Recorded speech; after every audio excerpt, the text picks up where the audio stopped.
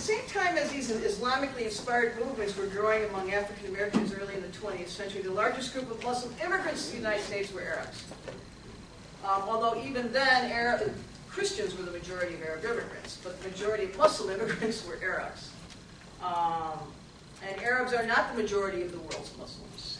Even today, or they're not even among the 5 largest national groups of Muslims in the world today. But Muslims from other places, for example, Africa and Asia, were barred from immigrating to the United States by race. This is why the Arabs were the predominant first group here. For example, the Asia Barred Zone was imposed in 1916 by the U.S. government, and it barred anyone from Asia from immigrating to the United States. The bar was removed in 1952, but most Asians were still blocked from migration by country quotas. But they did come in this period as professionals that were in short supply in the United States, which brought a plethora of especially Indian and Pakistani medical professionals to the United States. And even after quotas were removed, the initial migration of Muslims from Asia was this highly professional group of Muslims. So today, studies estimate that 1 out of every 25 medical professionals in the United States is a Muslim. And that's really because of this kind of selective migration. The 1990s witnessed a surge in immigration to the United States to numbers heretofore unmet, and this continues. And although the largest single religious group among these new immigrants is Christians, the number of Muslims as well as other religious groups, Hindus, Sikhs, Buddhists, etc., is increasing dramatically. As a result of this large Muslim migration, the number of mosques and Muslim schools being built in the United States is increasing rapidly. The reason for this institution building is demand by the growing number of Muslim Americans and the children of Muslim Americans, the second generation, not, as is sometimes suggested in the media, to engage in the mass conversion of Christians. So this is an example how a statistic is turned into something that's, used to threaten, make people feel afraid. Today, American Muslims usually gather for prayer in congregations that have a specific religious or ethnic majority, which is the American tradition in which religious institutions are built by raising funds through ethnic groups. But in a country in which the prayer hour is the most segregated hour of the week, that's a quote from Martin Luther King Jr., American Muslims have a greater degree of racial integration than any other American religious group. Also, as is common to American religious congregations, it's the members of the second generation, the children of immigrants, Muslim immigrants, who are trying to sort between what's religion and what's culture. If their parents are immigrants, they're telling them that, we do this, we do that, we do this, we do that, this is all Islam, and the kids are meeting Indian Muslims, Pakistani Muslims, and Arab Muslims, and Nigerian Muslims, and they're like, okay, wait a minute, what of this is Islam and what is culture? It's a very common practice in the United States among the children of immigrants. But the overall Muslim American experience today is framed by difference. Difference from the dominant group in American society by race, by religion, by culture. Muslims practice a minority religion in the United States, which manifests a minority culture, and nearly 90% of American Muslims are either African American, Arab, or Asian. These are groups that have historically been racialized in negative ways in this society. And this racialization is important because race can be leveraged as a wedge to increase hostility and foment social distance, or it can be used as a tool to build solidarity. It's like the reason we don't know any facts about American Muslims with certainty, as is true of other religious groups, is because the U.S. Census is prohibited from collecting data on religion. So we have to use other kinds of studies to figure out, how to describe them. But if we took U.S. Census country of birth data and tried to figure out, what the profile, at least of the Muslim population in the United States that's has parents or came from Muslim majority countries, or their parents came from Muslim majority countries, we find that in fact, they have rates of college education that are higher than the American average, and rates of annual income that are higher than the American average. So a 2007 study by the Pew Research Center was titled, Muslim Americans, Mostly Middle Class, Mostly Mainstream. They're like everybody else in almost every way. Before I go into my study, I just want to mention a few things, if you'll bear with me, about how Muslims in the United States are different from Muslims in Europe, because I think it's really important, because we also have people in the media bringing up the specter of European Muslims and look at European Muslims. So, you know, there are really so many differences between American Muslims and European Muslims. I'd like to just mention a few of them. Except for the indigenous Muslims, for example, Bosnians, the majority of European Muslims are post-colonial. They're people who were brought to Europe after World War II from the former colonies to be guest workers, to do manual labor. They were in most cases denied rights to citizenship, both legal citizenship and cultural citizenship. They were never seen as part of France or part of Britain or part of Germany or part of Denmark. This idea was not even there, that they could become part of these societies. They and their children spent their lives coated in prejudice and discrimination. They lived in heavily working class, socially excluded, and racialized ghetto neighborhoods. One might say that Europe's Muslims are most similar to the United States as African Americans. In contrast, as I just mentioned to you, American Muslims earn more than the average American, are more likely than American Christians to be professional, to have completed college. Very different economic profile. I also mentioned Islam as a religion indigenous to the United States. And also the United States is a country of immigration, so these ideas about pluralism and, you know, who can be here and who can be a citizen were actually battled out long ago. The 14th Amendment to the Constitution, passed after the Civil War, said anyone born in the United States is an American citizen. That's the law here. This is not the case in the overwhelming majority of European states. They have no such law. Thus, the battle over who has the right to citizenship was waged long ago in this country and is now a current battle in Europe.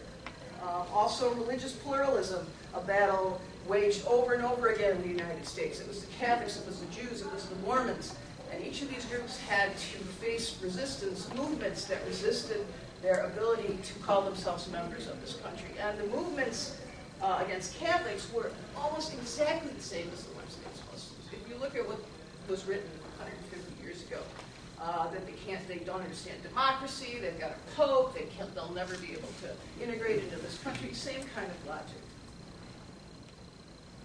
Finally, studies continue to show that American society is highly religious in contrast to highly secular in Europe. So what this means is that in Europe, Europeans do not like manifest religion, whereas Americans really don't have this kind of prejudice against open religion. So many of those who now actively seek, and I think it's evident to me, but maybe just pay attention to it, but there are large, significant efforts now to seek the social exclusion of Muslims in this country, and they appear to favor that the United States becomes more like Europe, where Muslims are denied social, legal, and cultural rights and are pushed into ghettos. I mean, that is where those kind of burning Qurans, protesting mosques, you know, that would be the outcome if those movements succeeded. So, while Europe's anti-Muslim sentiment has a much longer history rooted in the Crusades and in colonialism, American anti-Muslim sentiments are really fairly recent, and they're tied to rallying support for specific foreign policies.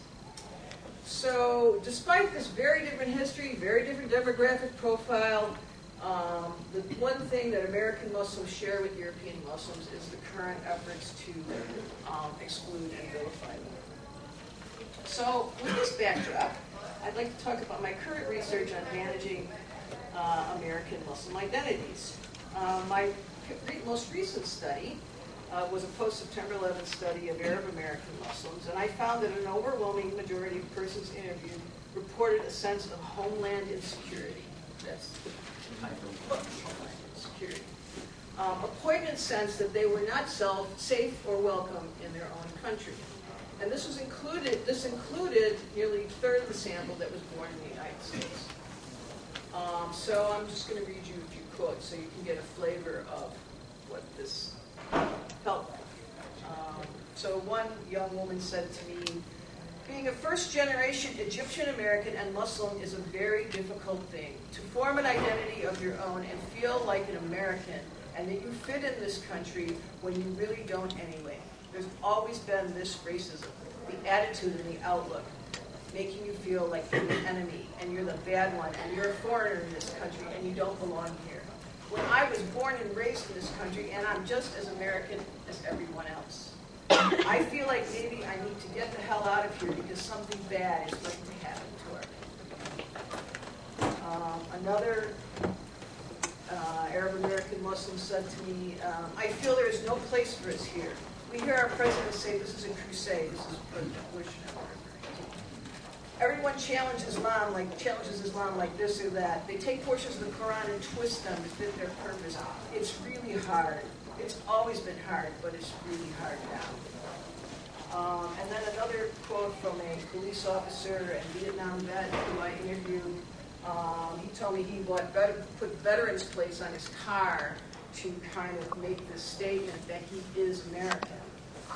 And he described to me a range of emotions after September 11th: anger, sadness, frustration, with continually being asked why the attacks occurred, as if he somehow was part of the plan. He said, I don't know how to explain it. You feel a variety of emotions: angry, sad, ignorance in how this thing happened, the way they treat Arabs, the logic behind it. I mean, I had nothing to do with this. My family and friends had nothing to do with this fight about September 11th.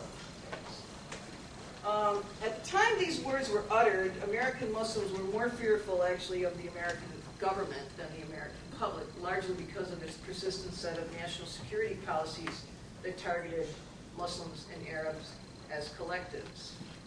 They were worried about being arrested, they were worried about disappearing for indefinite periods of time, they were worried about being placed in camps, they were worried about being deported en masse.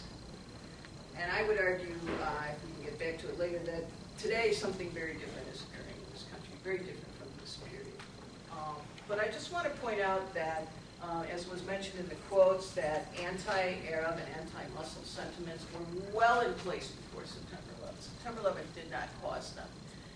In fact, I argue that it's because those views were so strongly pushed in this society, and Arabs and Muslims often conflated, because they're not the same, but often conflated, were constantly portrayed in films and movies and TV shows and talked about as people who were all the same and all supported violence. And so when September 11th occurred, it was very easy for people to be told and to believe that everyone should be held responsible, that every Arab and every Muslim supported the attacks, even though, of course, it wasn't true.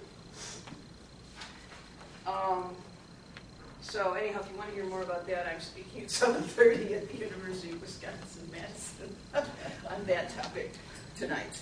But I'll have a class in between that. So anyhow, let's carry on with American Muslim youth. So, you know, whether it's post-9/11 or Islamophobia, which is increasing now, Islamophobia is a term you hear, it's called the fear of Muslims.